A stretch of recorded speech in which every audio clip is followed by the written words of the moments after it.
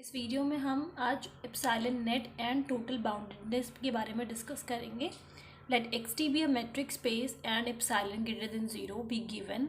A finite subset A of x is said to be an epsilon net for x if for every x belongs to x there exists a point A belongs to A such that the distance between A and x is less than epsilon.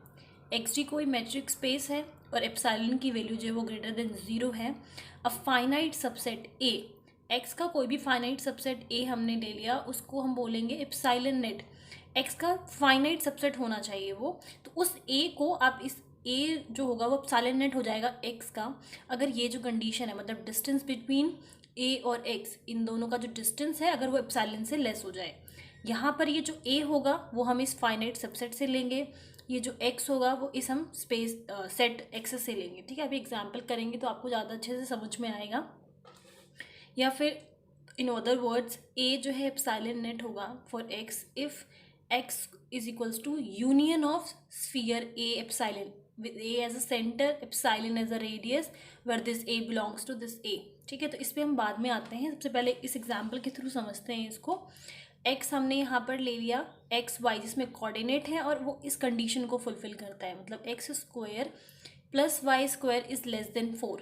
इसका मतलब कि जो centre है origin है और radius क्या है 2 है, मतलब कुछ इस तरीके से ये 2 मान लेते हैं. X is open disk centered at origin and radius 2. ठीक है, एप्सिलॉन कोई भी चूज़ कर सकते हैं, epsilon should be greater than 0. तो यहाँ पर एप्सिलॉन हमने चूज़ कर लिया 3/2 that is equals to 1.5 something. तो a यहाँ पर देन द सेट a, इस a को हम एप्सिलॉन नेट का बोलेंगे इस x का, और a जो है वो फाइनाइट, इसी का फाइनाइट सबसेट होना चाहिए. अगर मान लो x का ये एरिया है तो a जो होगा उसी किसी फाइनाइट इसी का फाइनाइट सबसेट होगा. a में यहाँ पे कुछ पॉइंट्स गिवन है 1 -1 1 0 1 1 0 -1 समथिंग, कुछ ये पॉइंट्स गिवन है यहाँ पर. तो इस ये जो पॉइंट्स हैं इसमें से कोई भी एक पॉइंट और x का कोई भी एक पॉइंट, मतलब distance between a where this a belongs to this set and the distance between this point a and यहाँ पे जो x आप ले रहे हो वो इस सेट से बिलोंग कर रहा है, इन दोनों के जो बीच का डिस्टेंस है that should be less than epsilon. अगर ये कंडीशन फुलफिल होती है तो हम बोल सकते हैं कि a is epsilon net of x. Okay, मैं फिर से रिपीट कर रही हूँ इस बात को.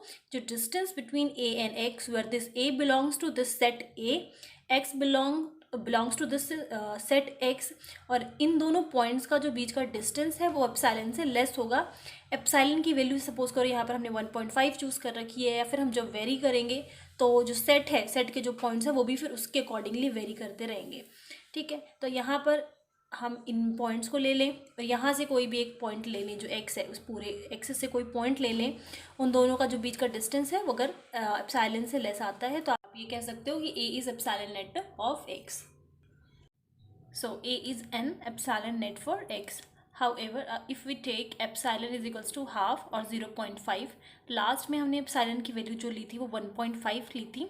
तो अगर हम एप्सिलॉन की वैल्यू अगर चेंज कर देते हैं तो a जो हमने लास्ट टाइम एप्सिलॉन नेट बोला था x के लिए वो एप्सिलॉन नेट नहीं होगा, क्योंकि अब एप्सिलॉन की वैल्यू जो है वो चेंज कर दी है. तो उस हिसाब से जो पॉइंट्स हैं, कुछ पॉइंट्स ऐसे मिलेंगे जिसका डिस्टेंस a और x के बीच में लेस देन एप्सिलॉन नहीं होगा, इसलिए हम a को बोलेंगे एप्सिलॉन नेट नहीं है. जैसे कि अगर मान लो अगर आप x से एक पॉइंट ऐसा चूज़ कर लेते हो हाफ एंड हाफ, जो कि उस एरिया से ही बिलोंग कर रहा है, हाफ एंड हाफ समथिंग यहाँ से कहीं बिलोंग करेगा, तो उस रीजन से ही हमने लिया है, उसका डिस्टेंस निकालेंगे हम एक ऐसे पॉइंट से जो a से बिलोंग कर रहा है. तो distance between a and x, ये एलिमेंट जो होगा वो हमें a से लेना है, ये हमने x से लिया है, इन दोनों के बीच का डिस्टेंस निकाला x1 y1 x2 y2, तो whole under root x1 minus x2 का होल स्क्वायर प्लस में y1 माइनस y2 का whole square whole under root. Answer निकालेंगे तो आया under root 18/4 which is greater than half. Epsilon से बड़ा आ रहा है पर एप्सिलॉन से लेस आना चाहिए. तो एक ऐसा पॉइंट है, या हो सकता है एक से ज़्यादा ऐसे पॉइंट आपको मिले जिसका जो डिस्टेंस है a और x का जो डिस्टेंस है वो लेस देन एप्सिलॉन ना आए. और इफ़ नहीं आता तो ये कंडीशन फुलफिल नहीं होगी एप्सिलॉन नेट की, तो हम ये बोलेंगे कि a is not epsilon net for x. I hope first definition जो है वो क्लियर है। सेकंड डेफिनेशन हम ये बात कर रहे थे कि अगर स्फीयर का जो यूनियन है अगर वो एक्स के इक्वल आ जाता है तो भी हम कहेंगे कि जो ए है वो एप्सिलॉन नेट है। दैट मीन्स जो ए आप स्फीयर ले रहे हो, ए एप्सिलॉन मतलब A centre and epsilon as radius, जहां पर ये जो ए है वो हमने कैपिटल ए से लिया, दैट मीन्स जिसको भी हम एप्सिलॉन नेट बोल रहे हैं। ठीक है, तो ये सेकंड डेफिनेशन है। अगर ये कंडीशन भी फुलफिल होती है तो भी हम ए को एप्सिलॉन नेट बोल सकते हैं। थर्ड डेफिनेशन है a metric space X G is said to be totally bounded. Epsilon net के पोर्शन को हम कवर कर चुके हैं। नेक्स्ट डेफिनेशन आती है वो है टोटली बाउंडेड। तो टोटली बाउंडेड या टोटली बाउंडेडनेस, इसमें ये जो टॉपिक है वो रिलेटेड है एप्सिलॉन नेट से ही। जो सिंपल सी डेफिनेशन ये है कि अगर if x has epsilon net for every epsilon greater than zero, जो भी हम एप्सिलॉन की वैल्यू लेंगे, जो पॉजिटिव वैल्यू एप्सिलॉन की हम लेंगे, हर एक पॉजिटिव एप्सिलॉन की वैल्यू के लिए अगर आपको एक्स का कोई एप्सिलॉन नेट मिलता है तो उसको हम बोलेंगे totally bounded. Epsilon net and total bounded के बाद हमारे पास जो टॉपिक है वो है सिक्वेंशियली कॉम्पैक्ट। तो उसकी डेफिनेशन देखते हैं, फिर हम थ्योरम पे आएंगे।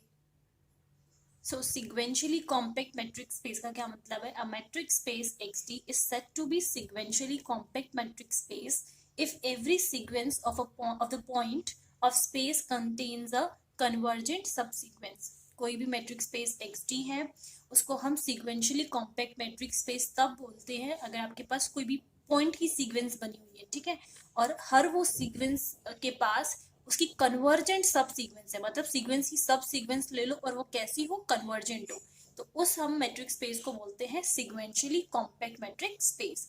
यहाँ पर हम BWP की डेफिनेशन देख लेते हैं। Bolzano Weierstrass property which is very important. A metric space XD is said to have a BWP property if every infinite subset of X has a limit point। तो बोल्जानो की जितनी भी थ्योरम्स हैं हमने देखी हैं, सारी जो है लिमिट पॉइंट से ही रिलेटेड होती हैं।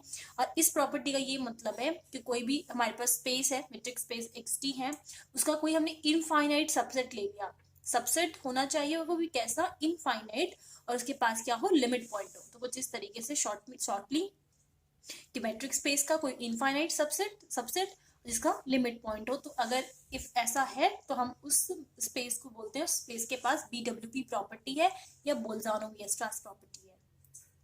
नाउ जो थ्योरम है उसकी स्टेटमेंट है एवरी कॉम्पैक्ट या फिर sequentially compact metric space is complete. तो गिवन में हम लेकर चलते हैं कि जो XD है वो कैसा है, कॉम्पैक्ट मैट्रिक स्पेस है, या फिर अब ये बोल लो कि जो X है वो कैसा है, सिक्वेंशियली कॉम्पैक्ट है। और रिक्वायर्ड टू प्रूव ये मान के चलेंगे कि हमें ये प्रूव करना है कि वो कैसा हो, कंप्लीट हो। ठीक है, तो कंप्लीट प्रूफ करने के लिए क्या प्रूफ करना होता है कि एवरी कोची सीक्वेंस जब कन्वर्जेंट हो जाए तो स्पेस कैसा हो जाता है, कंप्लीट हो जाता है। तो ये हमें प्रूफ करना है। और क्योंकि ये गिवन है कि सिक्वेंशियली कॉम्पैक्ट है, इसका मतलब जो सीक्वेंस है उसके पास कन्वर्जेंट सब सीक्वेंस होनी चाहिए।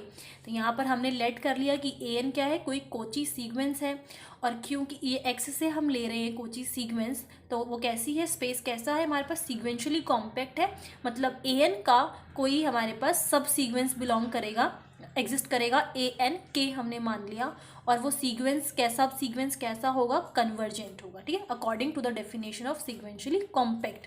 जिस भी पॉइंट को वो कन्वर्ज कर रहा है उसका सब सीक्वेंस, उसको हमने मान लिया A, और वो A भी किस में बिलोंग करेगा, उस मैट्रिक स्पेस में बिलोंग करेगा। नेक्स्ट रिक्वायर्ड टू प्रूव ये होगा, अगर हम ये प्रूव कर दें कि ये जो कोची सीक्वेंस AN है वो इस पॉइंट A पर अगर कन्वर्ज कर रही है तो क्या प्रूव हो जाएगा कि जितनी भी कोची सीक्वेंस है वो किसी न किसी पॉइंट पे कन्वर्ज करेंगी। और अगर आप ये प्रूव कर देते हो तो वो क्या प्रूव करना हो गया कि वो कंप्लीट है, वो स्पेस कैसा है, कंप्लीट है। So next we shall prove that this AN Cauchy sequence is convergent to A। For this हम Cauchy sequence की जो definition है उसका use करेंगे। Let epsilon greater than 0 be given।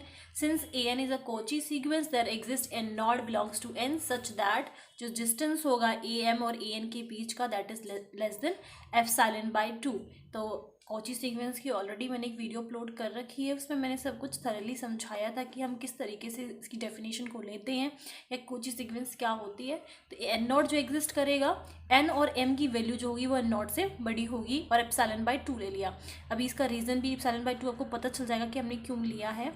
Again हमें पता है कि जो ए एन के था सब सीक्वेंस था वो किसको कन्वर्ज कर रहा था, ए को कन्वर्ज कर रहा था। दैट मीन्स जो ए एन के और ए का जो डिस्टेंस है that is less than epsilon by 2। इसको हमने 1 और 2 मान लिया। वो इसलिए माना क्योंकि अगर आपको ये प्रूव करना है this A N is convergent to A, तो इसका मतलब डिस्टेंस बिटवीन, अगर मैं ए एन और ए के बीच का जो डिस्टेंस है अगर वो मैं प्रूव कर दूँ that is less than epsilon, तो ये प्रूव हो जाएगा कि this a is convergent to this point. तो इसीलिए हमने 1 और 2 का यूज़ किया। यहाँ पर this d distance between a n और ए हम निकाल रहे हैं, ठीक है। तो डिस्टेंस बिटवीन ए एम और ए एन के one is less than epsilon by 2। यहाँ पर जो k1 हमने चूज़ किया है that is greater then k not. यहाँ पर एन के वन जो हमने चूज़ किया है that is greater than n not, ठीक है। तो उससे हमने यहाँ पे दो रिजल्ट्स निकाले हैं, distance between a n and a n के वन जो उसका सब सीक्वेंस है that is less than epsilon by 2, और यहाँ से जो ए एन के वन का डिस्टेंस और ए के बीच का जो डिस्टेंस होगा that is less than epsilon by 2 for all n is greater than is equals to n के वन। अब अगर इन दोनों इक्वेशंस को या फिर ए और बी बोल लो, तो अगर हम इनको ऐड कर दें तो इस तरीके से हो जाएगा। इसकी जो वैल्यू थी that is less than epsilon by 2 थी, इसकी भी value less than epsilon by 2 थी।